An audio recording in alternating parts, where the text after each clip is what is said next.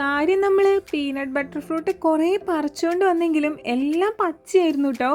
ഇപ്പോൾ പഴുത്ത 2 കിട്ടിയിട്ടുണ്ട്. അപ്പോൾ ഞാൻ വിചാരിച്ചു കറക്റ്റ് ടേസ്റ്റ് പഴുത്തതിനാന്ന് കുറേ പേര് പറഞ്ഞിട്ടുണ്ടായിരുന്നു.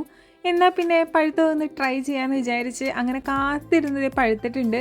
കാത്തിരുന്നു എന്ന് പറയുമ്പോൾ അത്ര കാത്തിരിപ്പൊന്നുമില്ല, കാരണം എൻ്റെ മുഖം കണ്ടാലേ അറിയാം എന്തോ ഒരു പന്തികേടല്ലേ. പീനട്ട് പണ്ട് മുതലേ കഴിക്കുമ്പോൾ എനിക്ക് തലവേദനയും തലകറക്കമൊക്കെ വരാറുണ്ട്. അപ്പോൾ എത്ര പേർക്ക് അങ്ങനെ ഉണ്ടെന്ന് എനിക്കറിയില്ല. അപ്പോൾ ഇത് പീനട്ടിൻ്റെ ടേസ്റ്റ് ആയതുകൊണ്ട് തന്നെ ഞാൻ കുറച്ച് ടെൻസ്ഡാണ്. അന്ന് കഴിച്ചപ്പോഴും എനിക്ക് നല്ല തലവേദന ഉണ്ടായിരുന്നു.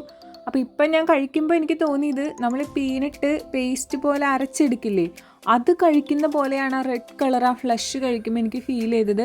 അത്ര സ്ട്രോങ് ആയിട്ടുള്ള പീനട്ടിൻ്റെ ടേസ്റ്റ് തന്നെയാണ് ഈ ഫ്രൂട്ടിന്. വെറുതെ അല്ല ഈ പീനട്ട് ബട്ടർ ഫ്രൂട്ട് എന്നുള്ള പേര് തന്നെ വന്നത്. ഇതിൻ്റെ ടേസ്റ്റിന് അത്ര സാറ്റിസ്ഫൈഡ് ഒന്നും അല്ലെങ്കിലും ഇതിൻ്റെ ലുക്ക് ഒരു രക്ഷയില്ല കേട്ടോ. നമ്മുടെ വീട്ടുമുറ്റത്തൊക്കെ ഇങ്ങനെ നിറഞ്ഞ് കൊലകുത്തി ഉണ്ടായി കിടക്കുന്ന ഒരു പ്രത്യേക ഭംഗി തന്നെയായിരിക്കും.